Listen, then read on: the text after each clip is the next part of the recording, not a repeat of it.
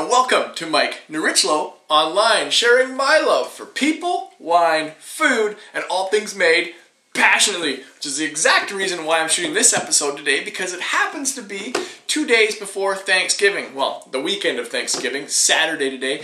Don't know which day you typically celebrate Thanksgiving. Really doesn't matter as long as you've got people, wine, food, and just a great day. I love this time of year. Orange representing for fall. Fall, it's our precursor to Christmas. I don't know, like I just said, I love this time of year. I get all excited. The air starts smelling crisper. Here in Vancouver, it starts raining like crazy, which tends to mean it's going to be snowing on the mountains in the near future. And hopefully that happens in the not too distant future so we can get up there and start skiing and snowboarding and just having a blast. So anyway, you can see I don't have any wine in front of me. I got a pile to show you today. So today's episode is my recommendations for your Thanksgiving dinner this weekend. So I'm going to get right into it. First one I'm going to share with you. We've got Riesling from Germany. Now, before I get started in that, with Thanksgiving dinner, there's so many different, it's such a diverse meal. You've got your turkey, you've got your light meat, your dark meat, you've got your cranberry sauce, you've got your fatty gravy, you've got your salad, you've got all your fresh veggies, you've got your pumpkin pie. Oh, reminder, pumpkin pie. Starbucks has got their pumpkin spice latte on right now, the PSL. Oh, yeah, that just highlights this time of year for me. And I was at IHOP this morning with my wife. We were too lazy to make breakfast. We have no groceries. Went to the grocery store. Stopped at IHOP, and they had pumpkin spice pancakes. Yeah. Anyway, I like pumpkin. We're going to do some pumpkin beer episodes coming up too, because pumpkin beer, pumpkin, so good. Anyway, Thanksgiving meal, you've got so many different flavors going on. You can play and contrast in so many different types of wines. So for this year, these are my recommendations. Around Christmas, I'll give you other recommendations that work really well. Anyway, the first one I want to recommend to you, German Riesling. If you're buying Riesling from Germany, it's almost hard to go wrong. Especially if you're playing within the $20 to $30 range. There's definitely some epic values out there, but if you get something from the Moselle area in Germany, this is a 2008 Riesling Cabinet. It's from Saalbach Oster. So many crazy names in Germany. 8.5% alcohol, lower alcohol content, and they've made this one in a semi-sweet fashion. That's a whole nother episode for you and how Germans label their bottles and stuff. I'm going to keep this one short and sweet so we can pack it all in. So this one's going to be a semi-sweet style just based on the alcohol content. Anyway, let's try this one out. So I recommend a Riesling because Riesling, first of all, we talked about with Synchromesh in the last episode, super diverse grape variety. What tends to be really nice about it is it's usually really sharp, great acidity, which pairs typically awesome with like your soft cheeses and your fatty foods because the acidity cuts right through it. So with turkey dinner, you can cut right through the gravies. It's going to contrast with all the foods. Contrast and complement, we'll put it that way. So let's see how this one works out. This one I believe, holy smokes, that smells good. Oh, it caught me in my tracks. Okay. On the nose, I already recommend this wine. So I think I showed you the bottle already. Saalbach Oster 08 Riesling Cabinet from the Moselle region. Now the Moselle region is one of the most famous regions in Germany. You can see it. Tiny little letters in the bottle there. Make sure you check it out. This one I think is about 26 bucks up here in Canada. Okay, on the nose. The reason this one gets me excited, it smells like Riesling. It smells like Riesling. The biggest thing that comes to me right away is Riesling is a vessel to communicate terroir, or the land it was grown in. And this one smells like stone. Like it's so much minerality going on in it. It's like slate and granite and whatever, like sand and makeup. Who knows what was there, ex-glacial or whatever the area was, but oh, it smells so much like the ground, like wet granite, wet slate, wet rocks. Interesting nose. Now aside from that, you're not just smelling dirt and earth. It's got beautiful kind of lime characteristic, hints of honey, almost like a beeswax, kind of an apple meets pear. Those kind of aromas. It's beautiful nose on this one. I really like it, but it really says German Riesling to me. Like if you, just for the sake of learning German Riesling, this smells like German Riesling, and that's going to give you a really good idea. Okay, let's taste it. Oh, it's delicious. Like I said, it's done semi-sweetened fashion, which in this case, just that sip, my mouth is watering like crazy. So this is going to work so well. It's going to complement so well your turkey, your gravy. The acidity and the sweetness in this is going to chop right through your stuffings, which tend to be very sharp flavors. You get your peppers and the stuffing and your sausage and your bread and onions and all the good stuff that was jammed in the bird. This is going to work, complement and contrast and cut right through those flavors and kind of refresh your palate for the next bite. Really, really nice Riesling. 26 bucks. I'm looking forward to having this one with my turkey dinner. On my wine rating scale, I just say, wow, I like it. This is awesome. This Riesling is awesome. I'm putting it in awesome. It deserves it. 26 bucks, it better fall between great and awesome. Awesome Riesling. Next wine I got for you. We're going white again. Now, for those of you who don't want to do the contrasting play with the acidity and the brightness and the sweetness, the next direction you can go, I tend to recommend Chardonnay. Now, Chardonnay is going to more complement the flavors of your turkey dinner. You're going to get, I mean, you got the fatty foods, you've got the tryptophan in the turkey that knocks you out and puts you to sleep. The fatty foods, you've got the nuttiness, so you've got mashed yams and pecans or something like that. You got that nuttiness, you've got all those different flavors, your gravy, your potatoes. You may want to complement that. And for those of you who want a bigger, more robust white wine, I recommend Chardonnay. And in this case, we're going California Chardonnay because California Chardonnay tends to be that really big style. So this is the 2009 J. Lohr Chardonnay. Have a look at that one. J. Lohr, pretty sure they're located San Jose, California. Let's see how this one goes. Now this one I believe is around 20 bucks. J. Lohr, big name. You see them on the shelf everywhere. Really curious to see how this wine plays out. On the nose. Like I said right away, this is going to work very well as well with your turkey dinner. Now it's an oak style of Chardonnay. I'm curious, I read the back when I was purchasing the wine, but... What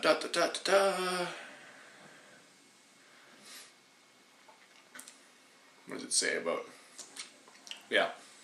Anyway, it's an oak Chardonnay. Done on the nose, you get a lot of those oak aromas. I smell piles of vanilla. And it's very nutty, this one. This is going to work really well with your walnuts, your pecans. It smells almost like a pie crust, that sort of aromas. Really nice nose. Kind of pineapple meets a little bit of apple. Typical Chardonnay aromas.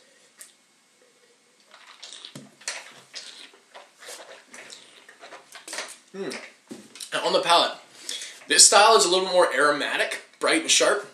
This style is bigger, it's richer, it's more of a... Like this I would call like a light to medium bodied wine. This one I'm going to call medium to heavy bodied wine for a white wine. It's a bit more viscous in your mouth.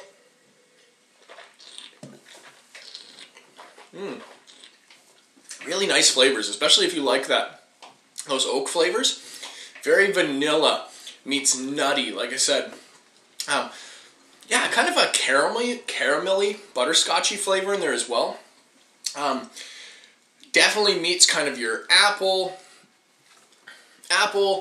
and very, very, very ripe pineapple sort of flavors. Some pear, some honey, those kind of flavors, but a nicely well-balanced wine. Actually, I really like this. I don't typically sway towards the oaky style of Chardonnay, but when it's balanced oak and it just kind of complements all the other flavors, it can add a really nice flavor profile, and in this case, definitely decent. This wine I think has got a little bit of residual sugar in it too, so it makes it a bit yummy too. Nice Chardonnay. I enjoy that. 20 bucks for this one. Not as awesome as this Riesling. I'm stoked on this Riesling. That's a treat. I'm going to call this...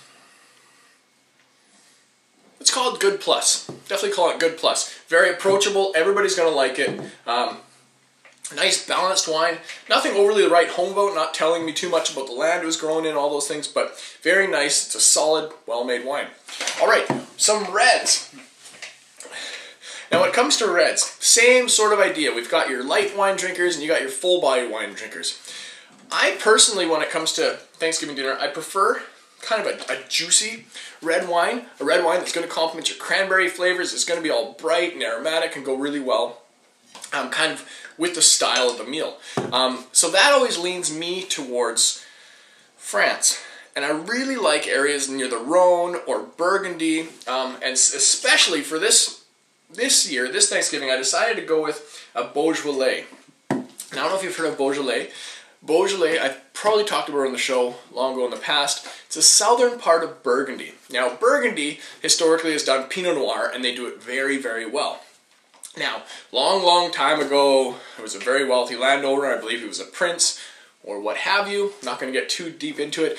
There was a grape variety also being grown in Burgundy called Gamay. Now, he said, Gamay can't be grown in Burgundy. Burgundy is Pinot Noir. Burgundy is the vessel, or the Pinot Noir is the vessel that expresses the terroir of Burgundy. So he kicked the Gamay grape out of Burgundy and said, I don't like this. It's not complex enough. It's too simple. It's too juicy. It's too fruity. It's not what we're trying to express in Burgundy. So he kicked it out and ended up in an area called Beaujolais, which is just south of Burgundy. So in Beaujolais, typically what they grow is the grape called Gamay. Now Gamay usually makes a very fun, very fruity, very delicious wine. They do other things in Beaujolais called Beaujolais Nouveau. They release it around harvest. It's quite a young new wine, but very fruity, very lively, very exciting wine. Fun party style wine. Whew. Big breath. Louis Jadot, big producer out of that area of France. You often see, they do stuff in the Rhone, they do stuff in Burgundy, they do stuff in Beaujolais. I enjoy their wines. This is their 2009 Beaujolais Villages, which typically means a blend of the Gamay grape from the area. Let's try this one out. This one here is also, I think $26, $27. Good medium price range wines. We're not going cheap, we're not going expensive, we're going looking for value, looking for pretty consistent wines. And up here, I mean, it's unfortunate in Canada wine is so expensive. Our liquor board needs to do something about that. Anyway, but if you're looking for good wine, you should not have to pay much more than $30 for a bottle of wine to get epic value. I've had wines, I mean, I'm tasting all the time. I've had wines in the $100, $200, $300, $400, all the way up to $500, $600 range. It's tough to find wines that are, if you're tasting wine in the $30 range, sometimes you can find better value, almost better wine in the $30 range than you can up in the $500, $600 range. I mean, those are pretty epic wines. They're age-worthy wines. Usually the name on the label is what's carrying them. You didn't hear that from me. But you can often find great value between the $20 and $30 range here in Canada. Good rule of thumb to follow. Anyway, Beaujolais. Like I said, the Gamay grape, just south of Burgundy. I'm trying to get through 4 wines with you guys today to give you some good options for Thanksgiving. So, oh, see, this is classic Beaujolais. One of the first things you look for on the nose on Beaujolais, and I find this very interesting, it's a signature of Beaujolais and of the Gamay grape. It often smells like bubble gum, like Hubba Bubba. You know those, you used to get those little rectangular gums that came wrapped in the cartoon Hubba Bubba. That, or what's the other one called? I can't remember. Gum pack. Very candy-esque, we'll put it that way. Reminds me of Hubba Bubba because my dad used to own a manufacturing business, and for his employees in the staff room, he always had a bucket of Hubba Bubba, and I would always sneak one here and there when I was little. Shh, don't tell my dad. So it brings back childhood memories. I love smells like that. Yeah, it reminds me of that. Really delicious, very candied nose. Another interesting quick fact about Beaujolais is there's a different type of winemaking style they often do there. It's called carbonic maceration. This is me nerding out for a split second with you. But instead of stomping and crushing the grapes, they allow the grapes to ferment within themselves, within the skins of the grapes, and they pop. They break on their own from the fermentation of the CO2 created inside the grape. This is a quick fact for you. Which creates, that tends to create that more candy, more bubbly, more lively flavors and aromas. I like the nose on this a lot. Very fruity. I'm going on about this wine. Tons of like, very rich, like vine berry flavors. Your raspberries, your strawberries, cherries, like light red cherries. Those kind of flavors. Lots of berries.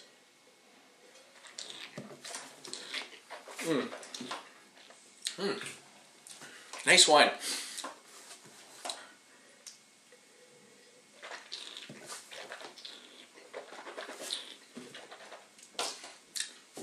Food-friendly wine, this one. Tons of acidity. It's got a little bit of a tannic structured backbone. I'm going to call it a medium-bodied wine. Really nice berry fruits coming through on the palate. A little bit of that kind of bitterness, like bitter tea leaf or something like that. Raspberries, tons of blueberry coming through on here. A little bit of strawberry. Just lots of berry flavors. It's an explosion of berry flavors. I like that. It's a fun, nice wine. My wine rating system, it's a good wine. It's not epic, it's not amazing, it's not blowing my mind. So look, Beaujolais, like look around, see if you can find other bottles of Beaujolais. This one's nice too. You may be able to find better Beaujolais for less than 26, 27 bucks. Not a bad wine, not an epic wine. I'm gonna put this in the same realm as this J. Lohr. Let's call it good plus as well.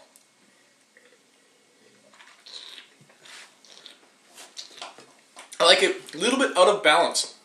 The tannin, a little bit bitter for what I'm looking for in Burgundy. I want to see more of that fruit forward, more of that playfulness the wine can show off. Still a good wine. I'd recommend this one. I'm totally going to enjoy this bottle. I like this wine. Very food friendly. The acidity in here is going to work so well. This is going to work so well with your turkey, gravy, stuffing, all those things. Nice, fun wine. Very cranberry. Yeah, cranberry, raspberry flavors in there as well. Nice wine, fun wine.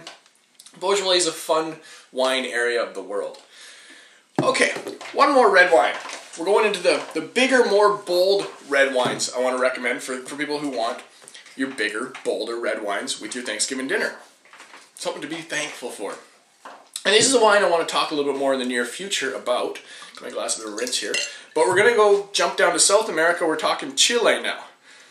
Now you can see as I rinse my glass, this wine is just coating the glass. It's kind of a signature of this grape. It's a staining grape. It's a thick grape. It's got thick skins. It's a strong grape. The grape is called Carmenere, and you may not have heard of Carmenere. You may have.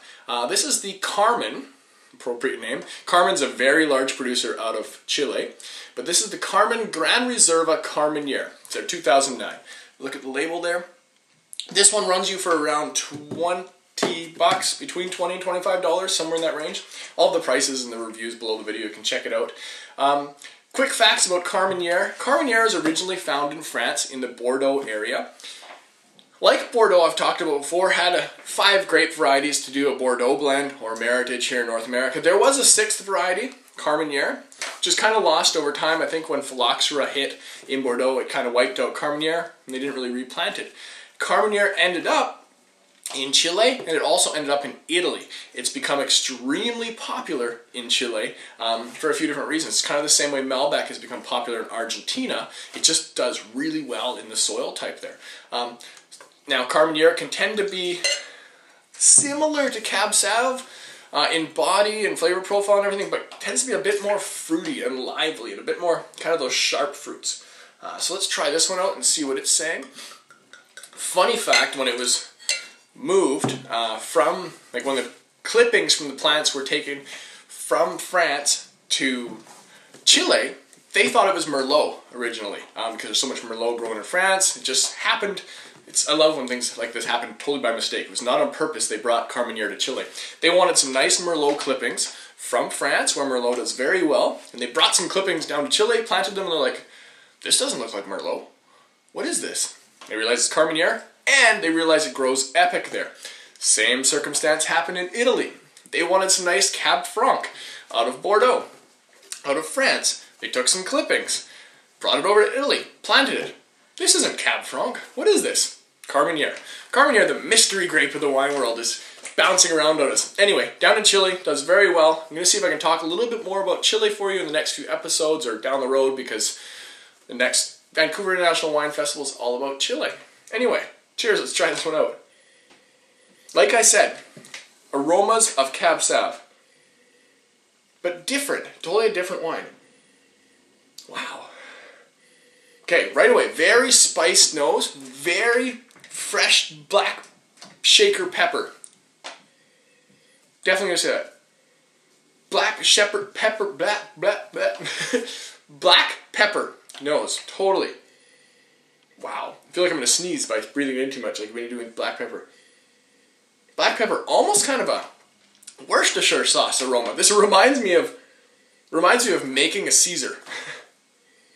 On the nose, it's also got some big, bold fruits, like very dark cherry. Yeah, can't get past the spicy aromas on here though. It smells spicy. It smells spicy, like jalapeno pepper. I'm gonna say that, kind of like jalapeno pepper. Okay, we're hitting 20 minutes here. Let's taste this wine.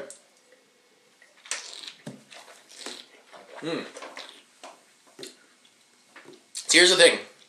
The nose is very spicy, very peppery. The palate.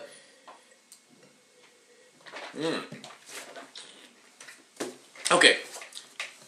My hint from me to you. Carmenere from Chile. It does epic there.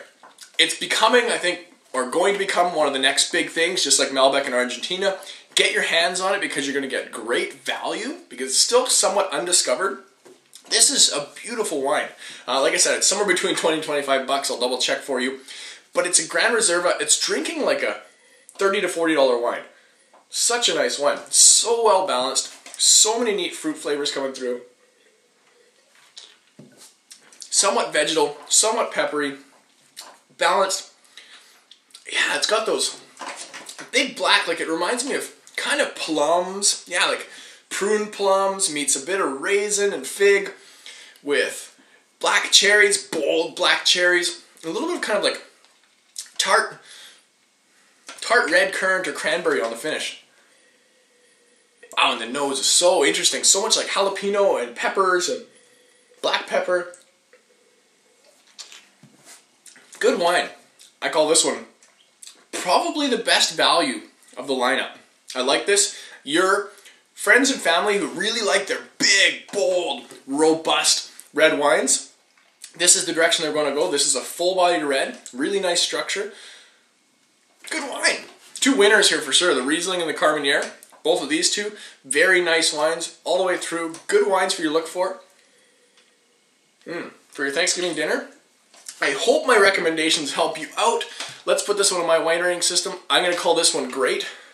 I really like it. Super good value. Great wine. Have a look at the bottle there again. Carmenere Gran Reserva from Chile. You will not be disappointed. But I didn't make these and I could toot my own horn. Good wine. Thanks, guys. I hope I'm not getting too pretentious on you guys here. Keep me down if I do. Hope you learned a little bit. Hope these are good recommendations for your family Thanksgiving dinner. Wine! Depretentious-sized with your turkey day. Everybody have an awesome Thanksgiving. Remember what you're thankful for. The fact that we get to live in North America. Yeah, we're kind of in a funny economy right now, but we got food on our backs, clothes to eat, great friends and family. Have a great long weekend, and we'll see all of you on the next episode.